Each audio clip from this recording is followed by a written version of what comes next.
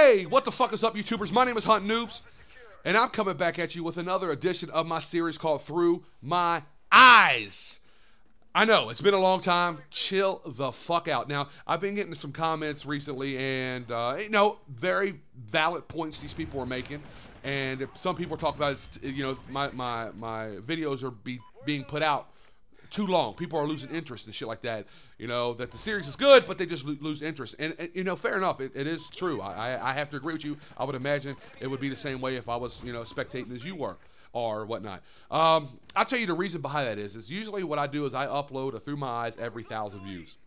Back in the day, it used to happen a hell of a lot faster than it does now. I don't know if that's just subscribers moving on. I don't know if just people are bored of the series, and I don't know if it's just YouTube being YouTube. Whatever the case may be, it takes a hell of a lot longer to hit that 1,000 mark than it used to. I used to be able to hit it in a couple days. Now it's taking roughly right around a month, and that's why I put one out every month. And that's just kind of like, I've always been that weird, like that. I've always stuck to my guns. I do something a certain way, and I stay with it. Back in the day when I first started doing videos, even when I was starting to get popular, I did not upload a video until it got 200 views. And it usually took a couple days, but I just stuck to it. Yeah, I could have popped out and picked up 50 and 50 and 50 and 50, but that was just the way I did things, and that's the way I do it with Through My Eyes. So I do apologize to the people that don't appreciate that and don't understand where I'm coming from. But I guess, if you could help me out, what would... Not that you have to do it because I say so, but what does help me out is when you guys do like and favorite my videos and you do share it with whoever you guys are subscribed with or on social media and shit like that. It gets more views, and that way, hit 1,000 views, bam, I'm popping these things out left and right. Again, it's tough to do sometimes because, I have to go back and rekindle those emotions and go back and remember exactly what the hell was going on. I gotta kind of do like a play-by-play of like, oh, yeah, I remember this, I remember that. That's just how I do my Through My Eyes, because to be perfectly honest with you guys, I'm only giving you certain stories that happen to me. There's still a lot of shit that happened. I'm just trying to make, I guess, it entertaining at the end of the day. So, for the people that don't know what Through My Eyes is, it is basically a story time with your boy HuntinNoobs. I just tell you some trials and tribulations that I've been through. Again, I've integrated Call of Duty in a chronological order into my series to make it, I guess, interesting to my Call of Duty people out there, Most of the time people come in, check it out, and be like, wow, I subscribe to you just because of my Through My Eyes, and they give two fucks about my Call of Duty and shit like that, gameplays that I put up. So, whatever the case may be, I hope you guys do enjoy it. Again, share it, favorite, like it, all that fun stuff. I do appreciate it at the end of the day. So, again, if you do enjoy this video or this gameplay or this part of the series, you can easily go back and watch the previous one by clicking the link in the description. I link every video. You can piggyback it all the way to the beginning, or you can do the easy way, go over to my channel, and I already have the playlist there for you guys. Just click on Through My Eyes, and every one of them will be there. I suggest you get some popcorn, because there's probably close to 20 plus videos over there, and they're right around 10 to 15 minutes long. So you're looking at about 2 to 3 hours maybe of stuff. And I'll kid you not, I've had people reach out and touch me. Yeah, I know, that's pretty lame. I had people reach out and let me know saying, hey, I've just got finished watching all your Through My Eyes, and I've been watching it for the past couple hours. And I'm like, that is amazing. So, anyways, if you guys do enjoy, don't forget to hit that subscribe button as well if you are not subscribed to me. So, since I'm done with the shameless plugs, go ahead and move on to this commentary. Don't worry, guys, it's a long-ass gameplay. The gameplay is me, Cookie, and I think Fluttershy going ham status on these guys, so hopefully you enjoy that.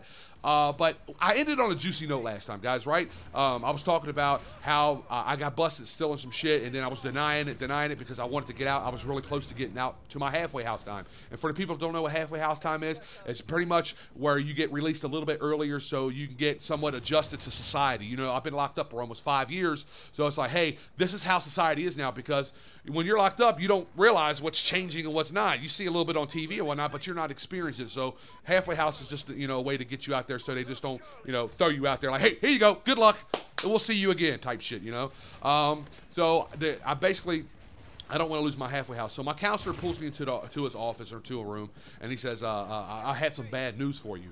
And he's like, your halfway house time that you have has been revoked. And I'm like, what? Oh my God, I'm thinking in my head, I can't believe this, man. I can't believe me stealing some tuna. It just pretty much ruined some shit, man. Me getting out early, I got to do another 6 months. No, 6 months to a year in here or whatever. Or no, 6 months, at least 6 months. And I'm like, God, man, I can't believe I messed it up. He says, I got some good news for you, though. And I was like, how? You can't, there's nothing you can tell me damn near that make good news unless you fucking let me free right now, And he's like, I can recant on that if you tell me the truth. And I'm like, okay.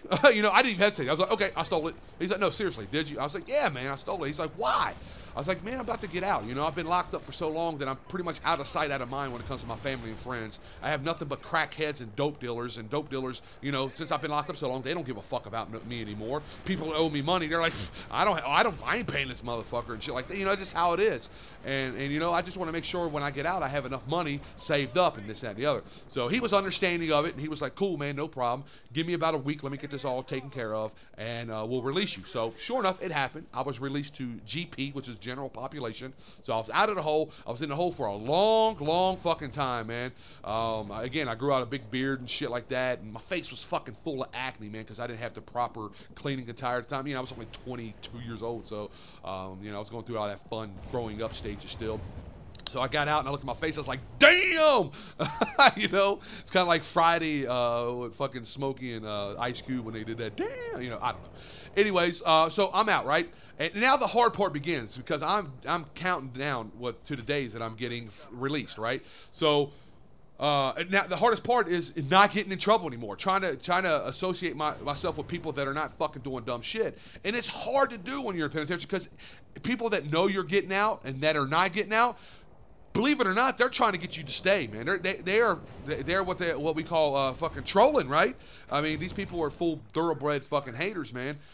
You know, they're just upset that you're getting out, and they're not getting out for 15, 20 years. So, you know, not necessarily like they're going to plant shit on you, but they're like, hey, man, why don't you come over here with me, man? We're gonna smoke a little something, you know? It's just, you know, you get put in situations you just don't want to be in. So, and I'll tell you, case in point, one of my buddies, his name was Butterbean. I gave him the name when we came into the penitentiary. He and I arrived together, and he just looked like Butterbean. I don't know if you guys know who Butterbean is, but just look it up on Google, and you'll see his face. Maybe I'll throw his picture on the camera when I say Butterbean. We'll see if I can go back and find a nice little picture for you guys. But that's who he looked like.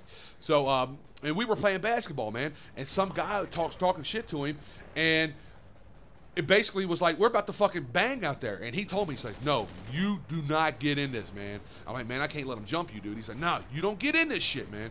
They're not going to jump me. I got something. You know, apparently he had a razor blade. Couldn't find out he did have a razor blade. He had it hidden off the side. But that's, you know, that's how easily it could have escalated to me.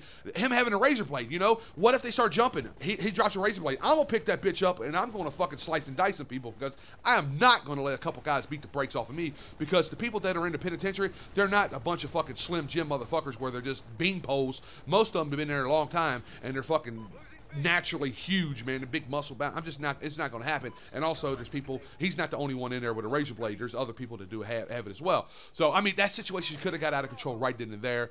Basically, he was telling me I don't get in the fight because I was about to get out, you know. He's like, nah, man, you're so close to getting out. Don't fuck this up, you know, get out and do the right thing. He was an older guy, so he was just looking out for a young cat like myself. So, anyways, so the day comes, right? The day comes to where I'm getting released.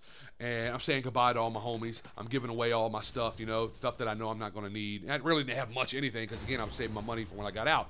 So I go to the front. They bring me up there. All the people that are in the hole, you can see them as you walk by. They're all cheering, you know. I mean, it's like a movie, man. I shit you not. People were clapping and shit. It was the corniest shit ever. And it's so stupid because I was there long enough, man. I had a lot of friends. I met a lot of really good, solid fucking people in there. So they pulled me up to the front and they let me put my clothes on that when I was arrested, when I first got there. Now, let's just understand, guys. When I first got to prison, I was 310 pounds, I think I was. So I was a big, fat-ass dope dealer, right? And when I got out of prison, I was 238 pounds. I was a fucking brick shit house, man. That's all I did was lift weights and get turned on, son. You're awful with the sniper rifle. Sorry, I had to do that. And I was in really good shape. So the clothes I had were just absolutely falling off on me, man. It was awful. So they had some like state issued there shit, like some fucking stonewashed 80 jeans and a t-shirt. So the guy was like, here, man, go ahead and take this stuff here. They found the size for me, and I was able to put that shit on. So I'm sitting there getting ready, and I go, basically what they tell me to do, they give me a ticket. I'm getting on a Greyhound, and the Greyhound is taking me to where I live. Since nobody was going to come nobody's picking me up, right? I'm getting to the halfway house. I could have had somebody pick me up, but I was so far away, nobody was able to come pick me up, and nobody really gave a fuck, to be honest with you. But, you know, I don't care. It is what it is. Out of sight, out of mind, I get it. Again, my mother, we weren't really cool at the time. My dad, he's a crackhead, so he didn't care, and he as well. So They gave me a ticket to a Greyhound. They told me sit outside of the penitentiary and wait for a cab. A cab will pick me up and take me to the Greyhound, right? And it's funny, as I'm talking to the guards, I'm saying goodbye to the guards because not all the guards were dickheads. And, you know, some of them were pretty cool guys. So I'm saying my goodbyes to them and this, that, and the other. And, you know, I go outside and I stand outside. It's the first time, guys, that I've been outside without having shackles on in almost 5 years.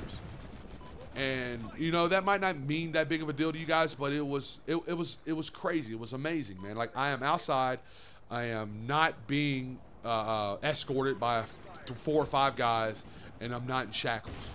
And it was the most surreal feeling ever.